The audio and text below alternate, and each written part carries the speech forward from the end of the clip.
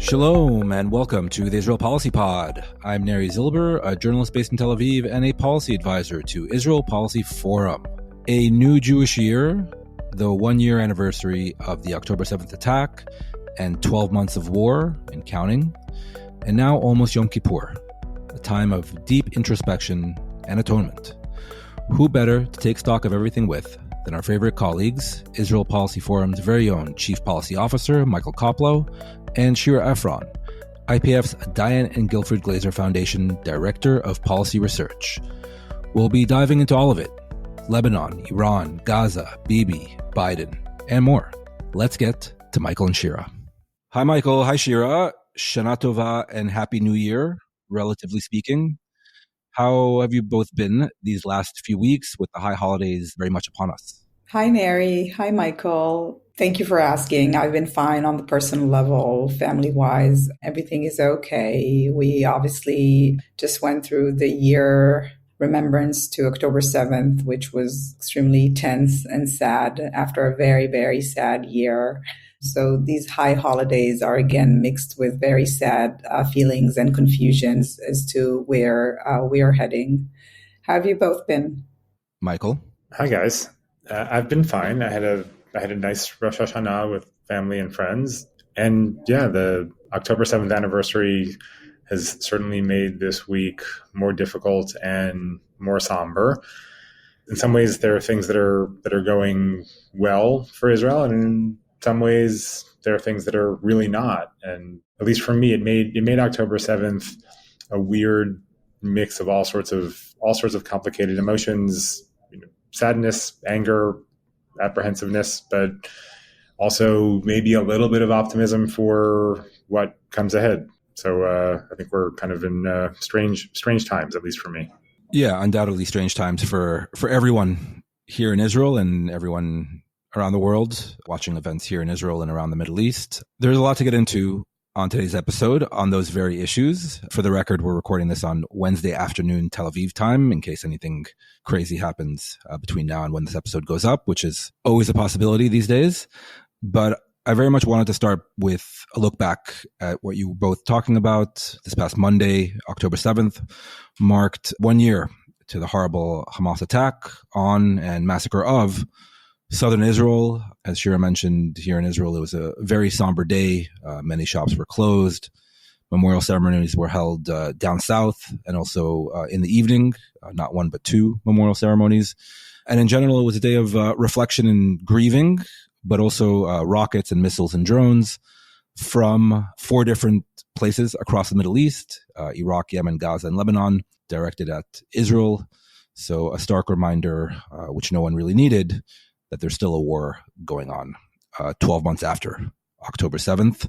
So, Michael, I wanted to delve a little deeper into what you were thinking and feeling on Monday as this date came and we all marked it. Where did it find you? What was going through your mind? The first thing going through my mind was the hostages. I think that's probably common for many people. It's unfathomable to me that there are still 101 hostages sitting in Gaza. And I think that there are lots of things back 11 months ago, 10 months ago, that many of us foresaw going wrong and were worried about. But still, of all of those things, the idea that Israeli citizens are still languishing there in Gaza, and not just that they're languishing there a year on, but that there's no conceivable plan to get them out. We went through months of frenzied talks about ceasefires and hostage deals, and the mediators in Cairo and in Doha, and U.S. officials constantly back and forth to the region. It's all stopped. It's as if none of that ever happened, and it's frozen in amber. And not that the negotiations seem to have been going well. We've dissected endlessly on this podcast all the reasons why they weren't, but now it seems as if nothing's even happening. And I can, as an analyst, go through all the reasons why that is, but just as a human being, it makes my mind explode that a year later, this problem of getting Israeli citizens back is no closer to being solved. And in some ways, it's more on the back burner than it has been at any point over the course of this year. And for me, that crowded out almost everything else about October 7th. We have all the issues of no day after plan and Israel going back into Jabalia now for the fourth time. And all the stuff with the Egyptians and the Philadelphia crossing, plenty to worry about. But I couldn't and I can't stop thinking about this one aspect and how unbelievably stuck it is with no ideas and no real prospects for getting it unstuck. Yeah, we'll get into it in just a little bit, but Gaza, it's very weird to say this, but Gaza is definitely not even the second, maybe the third priority issue at the moment in terms of the various fronts going on, which really is remarkable. But we'll get into it in just a little bit. Shira, same question to you. This past Monday, where were you? What was going through your mind? As you mentioned, Neri, that I guess between sad memorial services and maybe being forced to flip between the two ceremonies, that one that was very moving and sad, but also gave us a little bit of hope. The ceremony arranged and conducted beautifully by the families of victims. And the one that was more North Korea style, that was managed by Netanyahu's close minister in the government, Miri Regev. But we also got to be in the shelter quite a bit that day, with missiles coming from a variety of places, including pulling out my young children from bed close to midnight. So this was a reminder that what started on that awful day is not close to ending anytime soon. But, I couldn't agree more with Michael, the fact that the cabinet had a discussion about the hostages for the first time in a few weeks, and they admitted that this was in a few weeks, because the families of the hostages complained that this topic is not longer on top of the agenda. Just tells you how far removed it is from the order of priorities. And, there's the Jewish value of, Pidyon Shvuim, right? The redemption of prisoners. And there's this Israeli ethos that, everyone who has ever walked into the MOD, Ministry of Defense and IDF command and has the signs there, V'tid'a kol em ivriya, like every Hebrew mother would know that, the system sort of, right, the state will do everything in its power to bring back their sons and daughters. And these ethoses, I can't imagine we are breaking the very basic ethoses and foundations of what it means to be Jewish and what it means to be Israeli and Zionist. And this is not just sort of like a nice to have, fluffy, principled approach, right? As Israel is fighting on 7 fronts, and I'm sure we're going to get to those 7 external fronts, what worries me is the internal front, right? The fact that this topic is not only neglected, but it's politicized and it's viewed as left and right, and that hostage family members are being attacked also by the police, by the way. I mean, if they're not brought back, I hope we can identify some opportunities to make sure this doesn't happen. But in a reasonable time, the stain that this will have over Israeli history and Jewish history, this worries me far more than sort of the future of, an Iranian proxy here and there, because this is really the core of what we are or what we are supposed to be. And I very much agree with Michael. I hope this will change. This was sort of a secret until Benjamin Netanyahu broke the news that probably 50 of the hostages are alive. It's 50 at most at this point. But the families themselves confess that they don't actually know who is alive and who's not. They're not getting the intelligence except for those that were confirmed and reported in the news. And we know that Hamas has worsened their conditions. Hamas declared this. So the conditions which were terrible enough to begin with, they don't have much time. So we're in a very sad state, despite some, including the prime minister, who is trying to spin this as a sort of the revival war and something that will bring to our absolute victory and those other sloganeering tricks. But we are very far from that. Yes, I will say on that point, Shira, that 2 things crossed my mind on Monday. Number one, I mean, just speaking personally, it was obviously a very significant day, a very somber day, and it made you kind of look back and think about this past year. But I'm speaking personally, as a journalist, I've been in October 7th covering every day of this war for 12 months. And so October 7th, while important to kind of gather your thoughts and look back, I pretty much do that every day when I open my eyes in the morning until I go to sleep at night.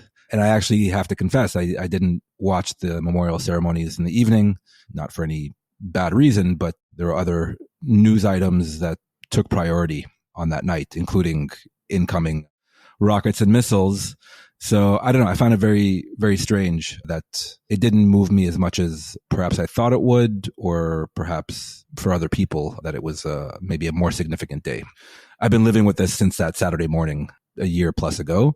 The second thing that occurred to me, and this goes to your second point, Shira, how different the mood here in Israel would have been on this 1 year anniversary of that terrible, terrible day if the past 3 weeks in Lebanon hadn't taken place.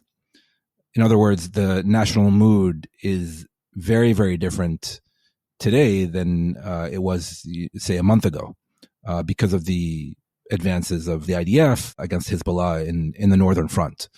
And that, I think you'll agree with me, Shira, the hostages aside, and that's a major caveat, the mood in the country is actually much better vis-a-vis this ongoing war on all the various fronts than it was before Israel went on the offensive against Hezbollah. And so I couldn't stop thinking about what it would have been like to mark 1 year with no progress on any of the fronts and no prospects for any resolution on any of the fronts, and the 101 hostages still in captivity, absent the very real hit Hezbollah took.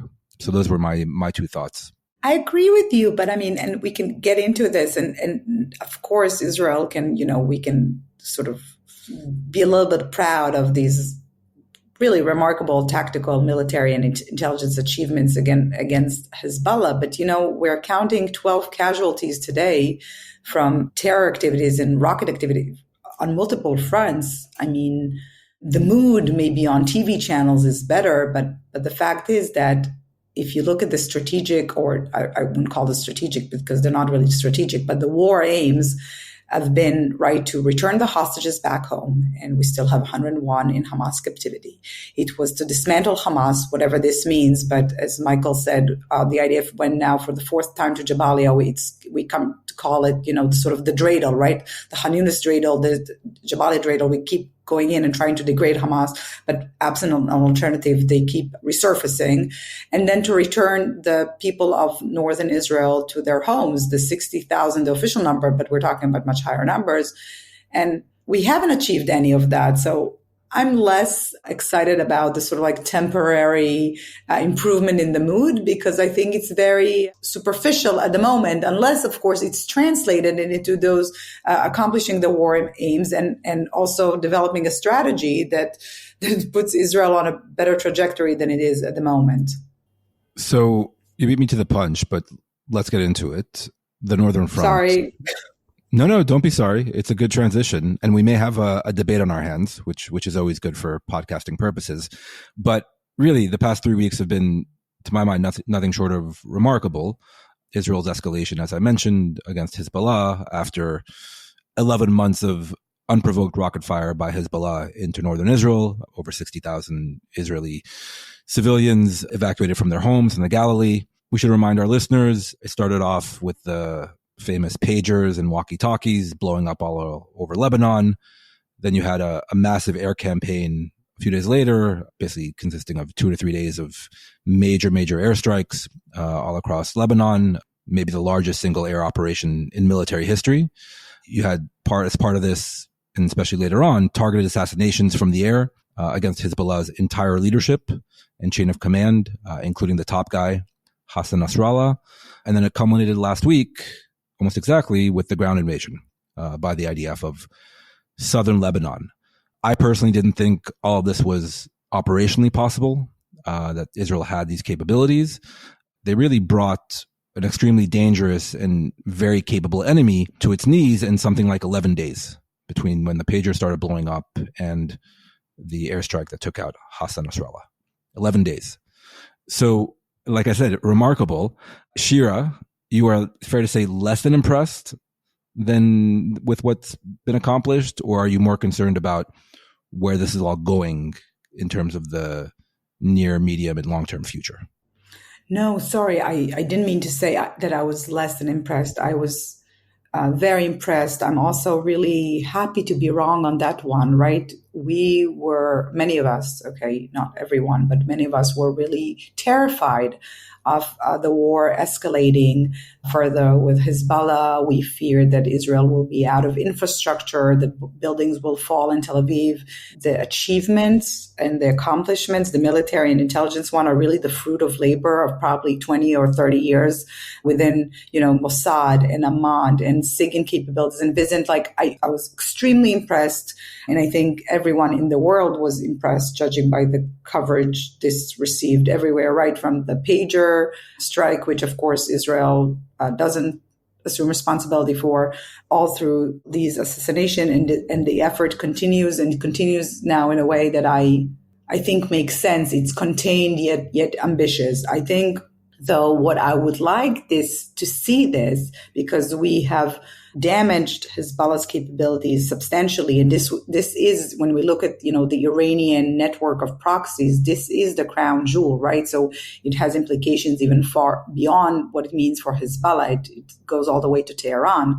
What I would like us to think through, and this is something not Israel can do by itself, is how do we translate this into a reality on the other side of the border that allows the people of the north to go back in, and not Israel being tempted to occupy a part of Lebanon, or even just do those off-stand strikes, and now for many, many years to keep degrading Hezbollah. And I think this has to come with some diplomatic initiative that basically rehabilitates the state of Lebanon.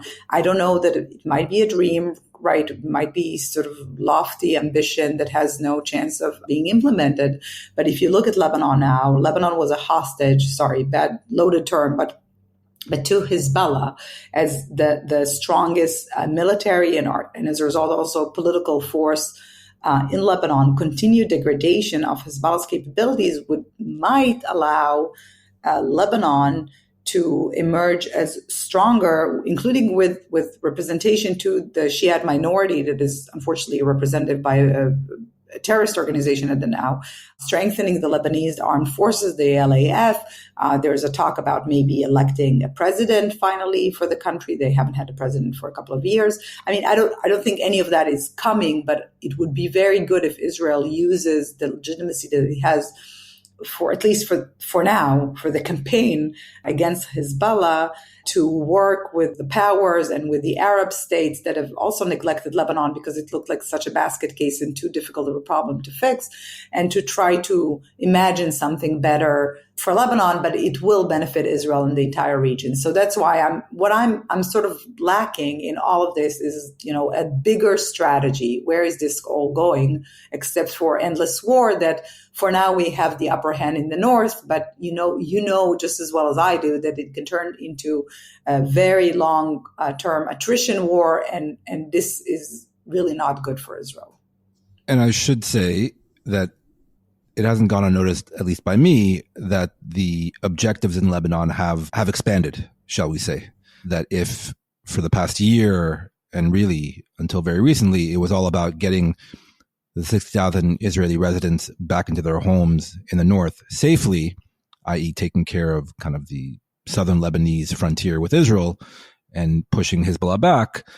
Now you hear murmurs, and even more than murmurs. I mean, Bibi Netanyahu issued a video recorded statement to the Lebanese people asking them to, or requesting them to rise up against Hezbollah to, I don't want to say rearrange Lebanese politics, but at least I think in Israeli strategic minds to weaken Hezbollah enough that it creates a vacuum for quote unquote other forces, more responsible forces, to rise up and reclaim their country. If anybody knows anything about Lebanon, that will be hugely ambitious to pull off. But you are kind of hearing and seeing that from Israeli political and military leaders, but combined with the primary goal of clearing out southern Lebanon of a Hezbollah military presence. It's a question how far Israel wants to take it. To the best of my information, they don't quite know yet.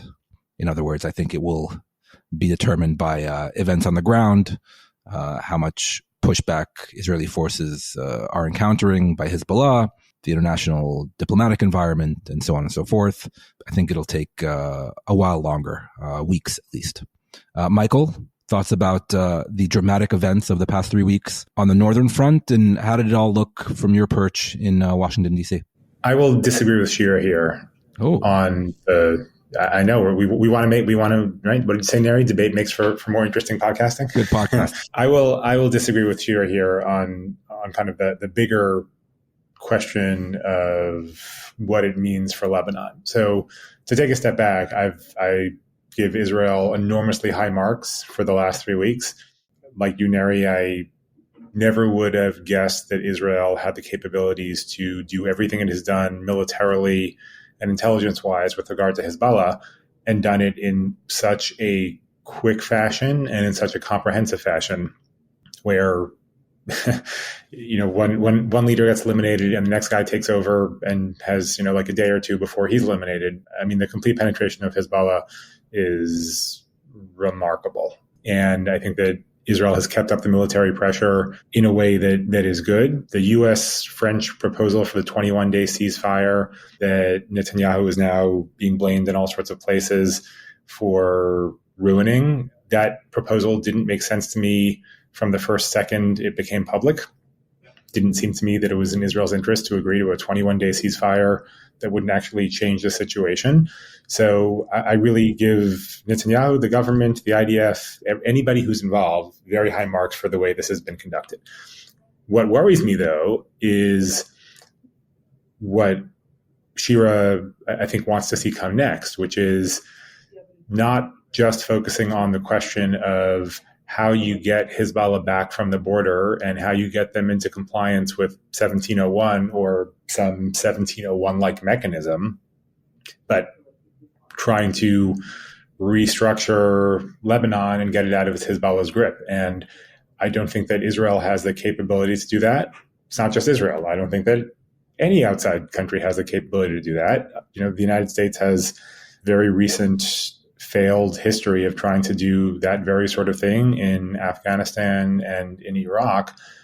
And Israel also has a not quite as recent, but not terribly distant history of trying to do just this in Lebanon, which is what led to the Israeli overreach beginning in 1982 that led to 18 years of Israel in southern Lebanon and contributed to the ongoing disaster in Lebanon. And after almost 2 decades, Israel washed its hands of it because it couldn't really affect this change on its own.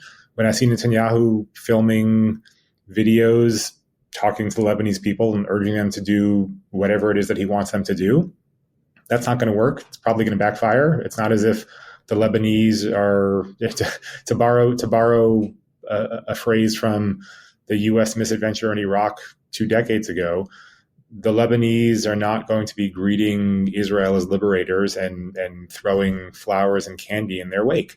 So I think that Israel at this point, especially given how great a job it's done eroding Hezbollah in all sorts of ways, I think it would be smart to focus on that task itself and focus on what the aim of that was supposed to be, which was allowing 65,000 Israelis to return to their homes in the north, doing so by moving Hezbollah back from the border, eliminating as much of the Radwan force as you can, and understanding that Lebanon may be a mess for decades, even if Hezbollah is minimized and even if its influence is ended or at least much diminished, and that neither Israel nor France nor the United States nor Russia nor anybody else has the genuine ability to really change the trajectory of Lebanon or put the place back together or jump in and do things that the Lebanese either can't or won't do for themselves. And the more that I hear this talk and the more that the optimism from the military campaign starts to bleed into optimism about what Israel can do to Lebanon politically, the more worried I get that this is going to turn from something that's been an unquestioned victory for Israel into something that's just going to be another albatross around Israel's neck, from which it's going to have to extricate itself at a time down the road. And that won't be good for anybody, not for Israel or for Lebanon. We should just mention for our listeners, 1701, Michael's referring to UN Security Council Resolution 1701, which ended the last Israel-Hezbollah war in 2006, which calls for southern Lebanon to be, demilitarized from any force other than the Lebanese armed forces and the UNIFIL peacekeepers. Obviously, Hezbollah violated that very quickly after 2006 and turned southern Lebanon into its own fiefdom. And the Radwan forces, the crack elite unit of Hezbollah, akin to Hamas's Nukba forces, basically cross-border invasion force that Hezbollah has built up over the course of many years to precisely do on October 7th in the north, as the Nukba did in the south last year. Shira? Neri, just after this clarification, I just want to say, I mean, of course, the goal is to get to reaffirmation and reinforcement of 1701, but I think in the long run, and this should not be an Israeli effort, but I think because we know how these things start and we never know how they end, right? I do want to remind our listeners that even the 1982, the so-called the First Lebanon War started with a limited operation and lasted 18 years.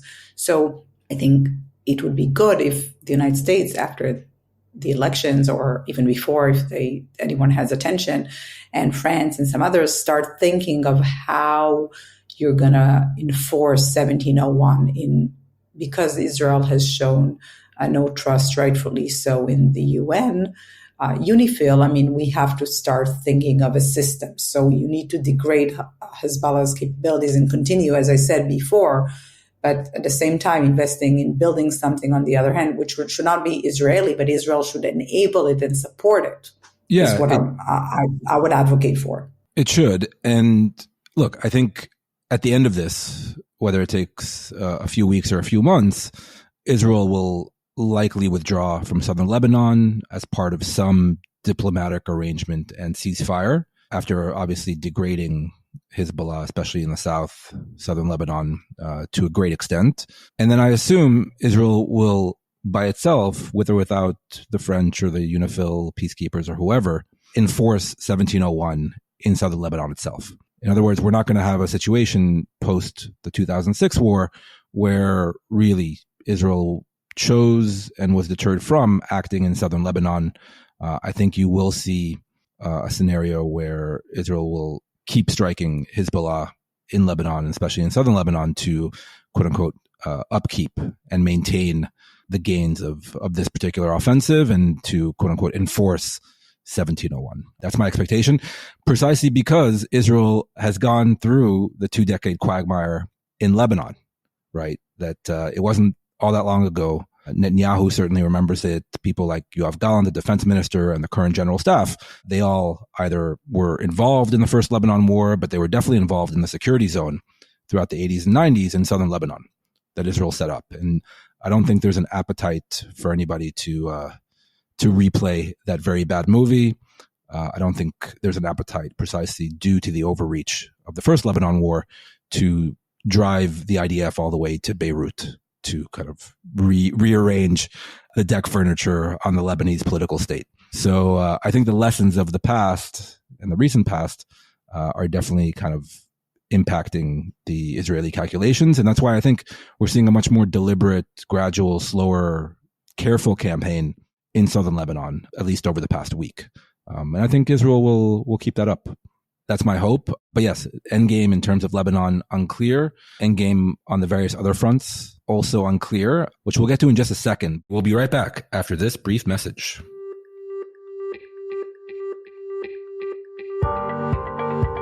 For infographics, videos, threads, and more on critical issues impacting the Israeli-Palestinian conflict, Israeli politics, U.S. Israel relations, and regional dynamics, be sure to follow us on Instagram and Twitter. You can find our pages at the links in the show notes. If you rely on Israel Policy Forum for credible and nuanced analysis, please make a gift today so that our work can continue to have an impact. Donate now at the Support the Show link in the show notes. I wanted to pose this question to you, and we kind of were dancing around it, but it's worth delving into. Bibi Netanyahu. He took a gamble here, and it was a gamble, escalating on the northern front with no guarantee beforehand that Hezbollah would be this damaged and wouldn't be able to fire, as many of us feared, thousands of missiles a day at much of Israel, including central Israel, including Tel Aviv. That's not the reality right now, and I don't think it's because Hezbollah is holding back. I truly believe that they don't have or are unable to muster this capacity and this capability due to the Israeli offensive over the past 3 weeks. The public here is supportive of the offensive in the north. The public has been supportive of some kind of offensive in the north, I think, for the better part of the past year. I think there was majority opinion in favor of what's been happening right now on the northern front. But obviously this came after Bibi, not only Bibi, but I'd say primarily Bibi, spurned the ceasefire for hostage deal in Gaza that could have also de-escalated in the north. So my question is, to make a long story and a long question endless, are we not giving Bibi enough credit here? God help me for saying that, but I truly believe it. Are we not giving him enough credit here for actually taking this gamble that worked in terms of taking this current moment in time, this current opportunity with the IDF capabilities to really strike a blow against Hezbollah, even at the cost, the tragic cost of no hostage and ceasefire deal in Gaza? Michael? As I said earlier, I completely give him and the government credit for this. I think that it has been an incredible move. It was, I want to say it was a gutsy and risky one. I mean, in hindsight, now seeing what Israel's capabilities were with regard to Hezbollah, maybe it wasn't actually as risky as we all thought, but he 100% gets credit for pulling the trigger and authorizing this. And yeah, I think it's been a great move. Now, of course, there is a huge downside, and the huge downside is what I started with, which is to the extent that there was going to be any progress on the hostages or winding things down in Gaza or moving to a day after, that's now completely on the back burner in an unprecedented way. So it's not as if this has been all great or all without controversy or all without cost. I absolutely give Bibi credit for what's going on in the north, and certainly judged on its own, it's an excellent thing. When you bring in some of the other factors, obviously that complicates the picture, but he gets credit for it, for sure. Shira? Of course, I give them credit for this decision. And we spoke about this idea of, right, the ceasefire and us, and said up front, I'm happy I was wrong and what the implications are of fighting with Hezbollah. But I think as gutsy as this decision is, we have to remember that those implementing it and the sort of, we're seeing the fruit of the labor of the defense establishment, of many, many, many thousands of intelligence officers and Air Force pilots. And those are exactly the same people that Netanyahu's camp are blaming for eroding, right, the IDF's readiness, for bringing upon us the October 7th. In fact, so I think, the government definitely gets the credit, the IDF, for the planning, but also for the personnel. And the fact that this was actually made possible, it's because of those, great people that we often find the government and its supporters viewing them and calling them by the worst names, right? Even traitors. Yeah. So I think we need to also remember that. It's also true over the past now 2 years, yes. I don't want to say a Cold War, almost an open war between this Israeli government and the security establishment. There's a massive campaign by pro-Netanyahu mouthpieces to blame the generals and others for October 7th while keeping the prime minister and the government clean and dry. But now we're seeing, obviously, that they're very much dependent on the impressive capabilities of the security establishment and the army.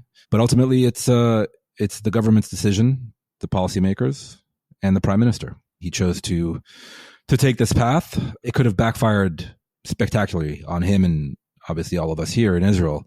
And so far, he seems to be pulling it off. But again, it's Lebanon, so things could very easily go pear-shaped, and it could be proved to be a lot more difficult.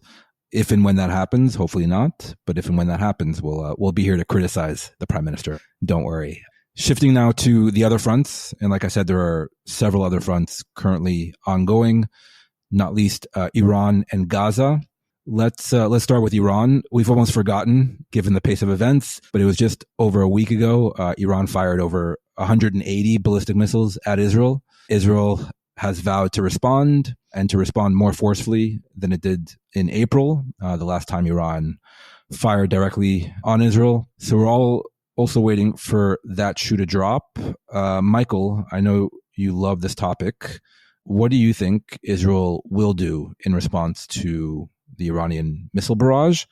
And what do you think Israel should do? Two slightly different questions. I'll start with what I think Israel should do. I think Israel should hit every single rocket factory, drone factory, missile factory, IRGC base that it has on its target list. If I were Israel, I would have done it a week ago. I wouldn't have waited. I think that the longer this plays out, the less effective the response and the deterrent is. And what will happen, that's a question that's far more difficult to answer. We've all seen the public messaging that's coming, whether that means that there's an argument behind the scenes between the U.S. and Israel over the nuclear sites, or there's an argument behind the scenes between the U.S. and Israel over oil facilities. There's clearly an argument of some sort going on regarding the scope of what Israel wants to do, and presumably what it wants to do, it needs U.S. help with, whether that's because the IDF doesn't have the proper munitions, or because the aerial refueling tankers are old and perhaps not sufficient for what they want, or because anything they do in Iran is going to require flying through airspace that different countries control, including the United States. So there's obviously some sort of struggle. I don't think it would be wise. I don't think this will happen either, but I don't think it would be wise for Israel to strike Iran's nuclear sites for a variety of reasons, but starting with the fact that by pretty much every account, Israel doesn't have the ability to actually destroy those nuclear sites. I'm not sure that the United States has the ability to destroy those nuclear sites. So if Israel could take them out, that would be a different sort of question. But if it can't, then it seems to me the smarter thing to do is to exact a really heavy cost on all the conventional military sites that Israel can indeed destroy. And my guess is with relative ease, given that Iran's S-300 anti-aircraft batteries don't seem to be terribly effective against Israeli operations, and see what that does, and see what that does to Iranian decision-making, and see if skipping a bunch of rungs on the escalatory ladder actually prevents a tit-for-tat war of attrition where Israel and the Iranians are constantly going back and forth. But to me, the smart thing is to focus on pain you can actually cause as opposed to pain you wish you could cause. And I think that the nuclear sites probably fall into the category of pain that Israel wishes it could cause but can't actually cause. So that's what I would be doing. With regard to the oil facilities, there are all sorts of implications for the U.S. election, the worldwide economy, all that stuff. I think probably better to leave those aside for the moment. So that's what I would be doing. But what they will do, as we just spoke about, Bibi Netanyahu is riding very high, and I think with good reason.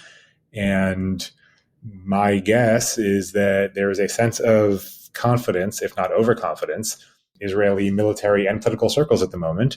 And that's exactly the sort of thing that might lead to a response that I would consider to be overreach. Yes, can very easily get you into trouble. And I agree with you, Michael. I think this is kind of a classic Israeli or even a classic Netanyahu negotiation where you start very, very high and you leak all kinds of speculation about, will Israel use this as an opportunity to hit Iran's nuclear sites or oil fields? My sense is that, at least in this round, they'll hit Iranian military targets, like you said, missile bases, IRGC bases, Revolutionary Guard bases, and likely something, again, military in central Tehran, so that everyone can see it. That's my best guess, but we don't know yet what the response will be. We just are pretty sure there will be a significant response. Shira, how are you feeling about this Iranian front after last week's missile barrage, and what may be coming. Yeah, it was interesting. You said it's almost easy to forget because it was a week ago, Mm-hmm. but I think you had the luxury of not being here when it happened. Mm-hmm. So it's not as easy to forget for those of us who were here. I think for the first time in this war, we experience fear in ways of, this was significant.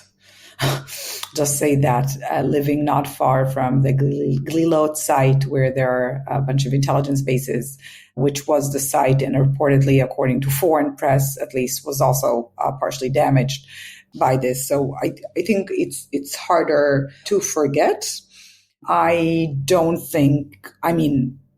have inside info, but judging by Netanyahu's mouthpiece, Amit Segal, who criticized former Prime Minister Naftali Bennett for suggesting that Israel should strike the nuclear sites only because he knows that Netanyahu is not going to do it, indicates to me that this is not within the realm of possibilities at the moment. Partially, for a big part, because, we've always said, right, Israel wants to, but cannot, and the U.S. can, but doesn't want to. The can and cannot is also right there. Even under the perfect conditions, it's impossible, I guess, without taking over Iran, making the regime collapse, to make sure that Iran never develops nuclear weapons. I don't know that Israel cannot inflict significant damage. I think it can probably inflict some significant damage on the program, the nuclear program, and different sites, but definitely not destroy it. We have to remember, in addition to U.S. support, there are a few countries Israel has to sort of pass on the way to Iran. There needs to be a world that is enabling of an Israeli operation. And I'm hoping, it seems that cooler heads could prevail and that we will end up with the types of targets that Michael was talking about. What worries me is obviously the games that Netanyahu is playing with President Biden, with his defense minister Gallant, who was supposed to be, as we're speaking now, in Washington, D.C. at the Pentagon, negotiating exactly this, the Israeli response, coordination, ammunition that Israel continues to need, not for Iran, but what do you think we're loading our tanks with when you have now IDF on the ground in Lebanon? Israel, if there's one lesson I think October 7 taught us all in Israel, is that while there are no U.S. ground, troops on the ground in Israel, we are highly dependent on the U.S. for everything we do militarily. And Netanyahu basically canceled Gallant's visit to the U.S. in something I can't even explain. It's not a tantrum. I just see a report now at the Washington Post, and Netanyahu tried to reach Biden several times and he can't get through with him. So he punishes Gallant and he punishes Lloyd Austin and he punishes Biden, but he's basically punishing all of us, right?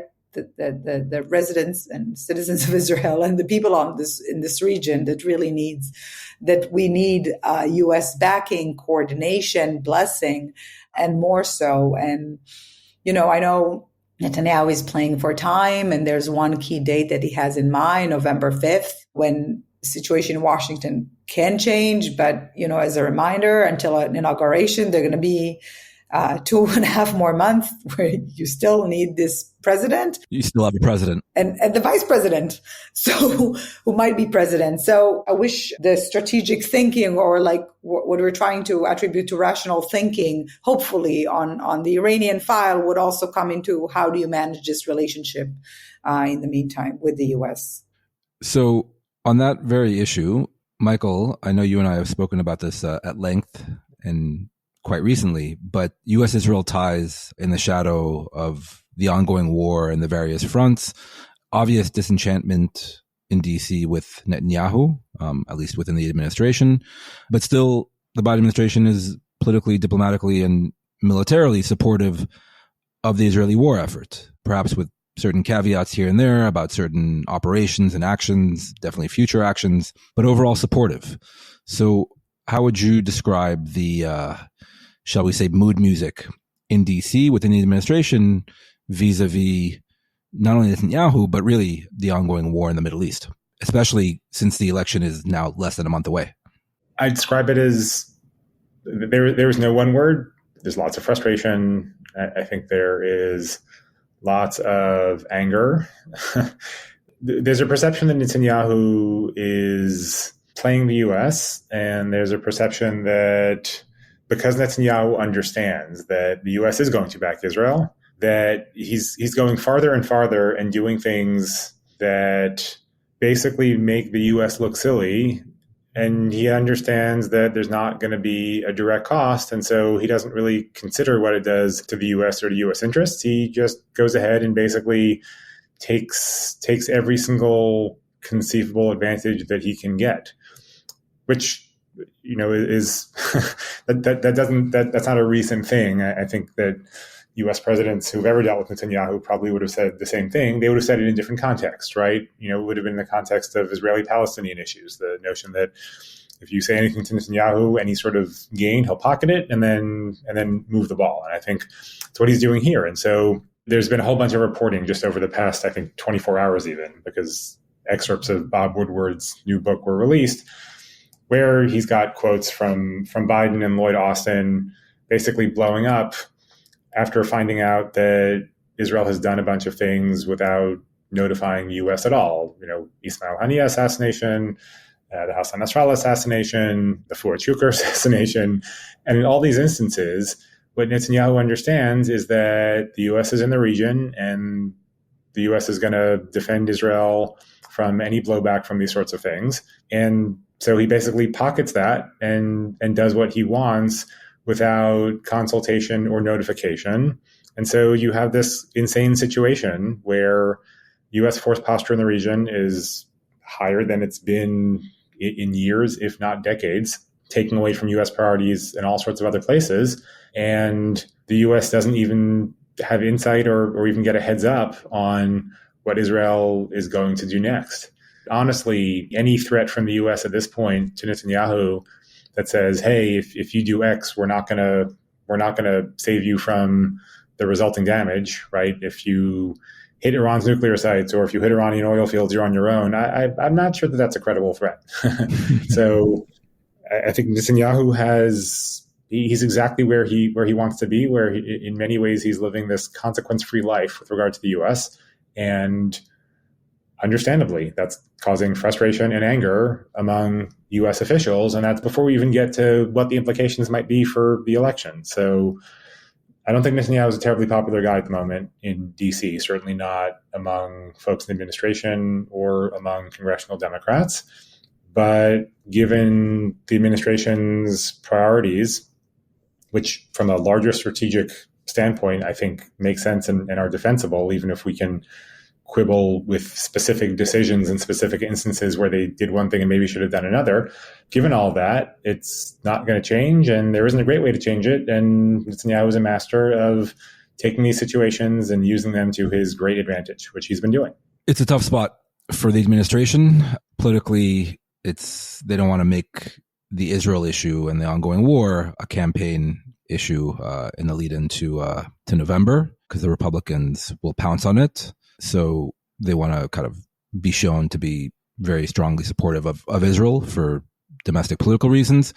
And also, I suppose, strategically, where they don't want to show Israel's enemies, primarily Iran, that there's any daylight between DC and Jerusalem, because then I think the thinking is in Washington, the Iranians will escalate and pounce on that daylight. So in order to contain the escalation, they have to kind of go along with Israel's escalation, at least in the north, and to go along with various other things that they're unhappy about in terms of Netanyahu's decision making. It's a very tough spot. I'm very curious to see what happens after Election Day, regardless of the result, and to see if the posture and policies coming out of DC vis-a-vis Israel and the war actually change. It's an open question. Before we conclude, we have to circle back to where this all began with the still ongoing campaign in Gaza. As I mentioned earlier, this may be number 3 on the list of priorities for the Israeli public, the Israeli government, and I say from personal experience, the international media. And again, we have to emphasize this point, and it's very sad to say the fate of the over 100 hostages still being held by Hamas has been shunted aside. Very, very saddening. But there is a war still ongoing, albeit at a much reduced flame inside the Strip. You have the IDF offensive, as Michael mentioned, in Jabalia in northern Gaza. You have some IDF forces still holding the Philadelphia corridor on the Egypt-Gaza border, and some IDF forces holding the Netzarim corridor that divides Gaza in half, and some, airstrikes against Hamas throughout the Strip. But that's pretty much it. That's pretty much, quote unquote, the current state of the Gaza war. Shira, I know you still follow developments in Gaza closely, unlike many other people. What, to the best of your understanding, is the real state of play inside Gaza at the moment? And I ask that more, I guess, strategically in terms of the humanitarian situation on the ground, in terms of the governance situation on the ground, less in terms of, the day-to-day military campaign by Israel. Yeah. So I think you're right to say that the war is still going on, but I would describe it less. It's less war in the sense we are seeing now and more fighting. But also IDF busy with mundane tasks of holding, lines.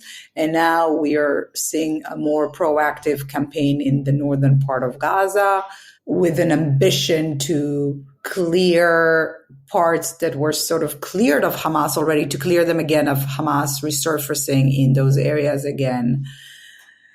What is concerning is what was concerning all along. And Michael and I wrote a piece about it and we warned against it, that, as successful a military campaign can be without a diplomatic sort of like a closing end, right? And a strategic political end, Israel will not be able to achieve its goal of turning Gaza into a non-violent entity at its border. And we're not thinking, no one is even talking about sort of a Gaza day after. So we're in this situation where we have the idea of being dragged into, or maybe actively wanting to go into, a de facto occupation of Gaza, and Hamas resurfacing at the same time, an international community that is fatigued and disheartened, a death toll in Gaza that continues to surge, a humanitarian situation that continues to deteriorate.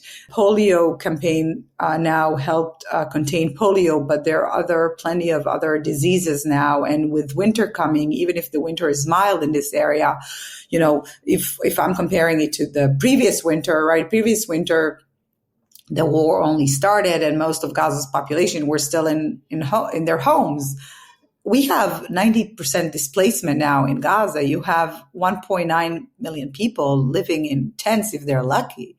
I mean, how are they going to pass the winter? Who's going to address that? How do we move from just talking about food deliveries into Gaza, which, by the way, are also limited now? And, Neri and I, we want to go into this now, but we're talking about it quite frequently in terms of the numbers of trucks that go in terms of aid trucks. But we need to move into emergency recovery, and no one is really talking about it. Israel just passed the first read. The Knesset just merged two crazy bills against UNRWA, the UN Refugee Agency, which I'm very critical of this agency, but they passed two bills against this agency, which was basically not allow Israel to coordinate with UNRWA, when still UNRWA is, the backbone of the humanitarian apparatus in Gaza. I'll give you an example. When we talk about fuel collection, the fuel that goes into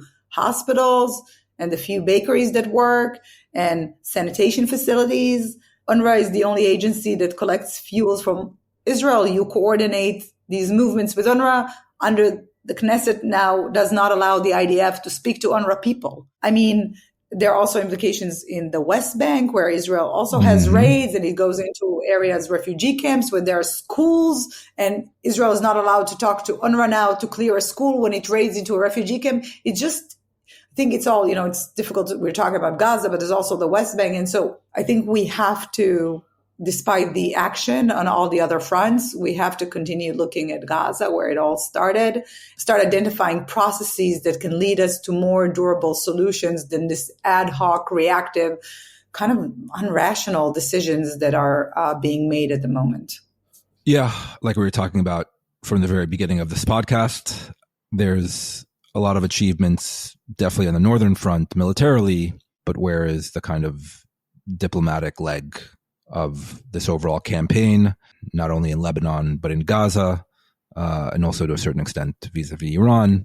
Very, very complicated. And like you said, Shira, very worrying with the second winter of this war looming for the people of Gaza. Will be very, very difficult there. Michael, concluding thoughts with regard to Gaza or the various other fronts?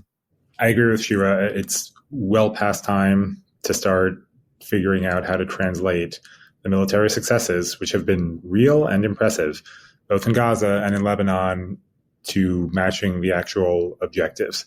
And particularly with regard to Lebanon, because there I think it's a bit easier, given that the objectives are somewhat limited, unless you expand it to destroying Hezbollah and remaking Lebanon. But the objectives they should be looking at are somewhat limited, and you don't have the complicating factor of the hostages. In Lebanon, this shouldn't be that heavy a lift at this point, especially when we see the messaging starting to come out from Hezbollah, which wasn't a real offer for a ceasefire yesterday, but it was significant in that the now de facto leader of Hezbollah basically issued a whole statement about stopping the fighting and didn't reference Gaza or the Palestinians. And so if these two fronts have actually been de-linked for Hezbollah, then you can easily, maybe not easily, but without too much trouble, translate the military campaign into an actual political and strategic victory. So, that's what should be happening in the north. And in Gaza, as Shira said, it's like we're broken records on this, and we have been since November. But there, I see no sign that the Israeli government is moving toward anything more strategic or winding things down. It's Groundhog Day. It doesn't seem like there's a prospect for that ending, even though it really should. Yeah, not least because of the hostages. It's a price very much worth paying, which Netanyahu has not been willing to pull the lever on so far. And given the mood and the politics here in Israel at the moment, especially vis-a-vis the Northern Front, I hate to put it in these terms, but it's hard to see him circling back and at least concluding the Gaza front so long as he's advancing on the Northern Front. What you hear is the opposite from people in the government and also the mouthpieces in the Israeli media, which is that the harder we hit Hezbollah and the further we degrade Hezbollah, and also, by the way, the harder we hit Iran, the easier it'll make a hostage deal vis-a-vis Yahya Sinwar and Hamas in Gaza, that they'll see that they have no allies coming to their aid, and they'll just, I suppose, cut a deal on terms much more favorable to Israel. I think that's wildly optimistic, if not unrealistic thinking. Inshallah, huh? Inshallah, yeah. Hope for the best. Expect the worst. This is the motto of the Israel Policy Pod over the past year. But as always, Shira, Michael, thank you for your time and insights. Hopefully, I'll get you back on maybe before the U.S. election. We'll see. Thank you, Neri. I just want to, because this is going to air probably not now, I just want to correct the impression because Netanyahu just tweeted a few minutes ago that he's in the middle of a phone conversation with President Joe Biden. Yeah. So they finally got to speak. Yeah. The Financial Times reported that 2 hours ago. We knew that they were going to be talking as we were recording. Fine. I hope they had a positive and productive phone call, and that Bibi Netanyahu will allow his defense minister, at least as productive as our podcast. And maybe Bibi will now let Yoav Gallant out of jail. Yeah, let your defense minister travel to Washington to coordinate a very, very consequential response / strike on Iran. I think that would be, if he can find a flight. It's not easy to get a flight out of here. Should we start a Justice for Yoav hashtag? I was going to make a joke, but I will not. These are very serious matters discussed on a very serious podcast. Till next time. Thank you, and Gmar Chatima Tova to our listeners who are observing. Gmar Chatima Tova. Chatima Tova to everyone, and let it be a quiet and reflective Yom Kippur for everyone observing. Take care. Okay, thanks again to Michael Koplow and Shira Efron, as always. Also, special thanks to our producer, Jacob Gilman, and to all of you who support Israel Policy Forum's work. Do consider making a donation to Israel Policy Forum so it can keep being a credible source of analysis and ideas on issues such as these that we all care deeply about, including this podcast. And most importantly, thank you for listening.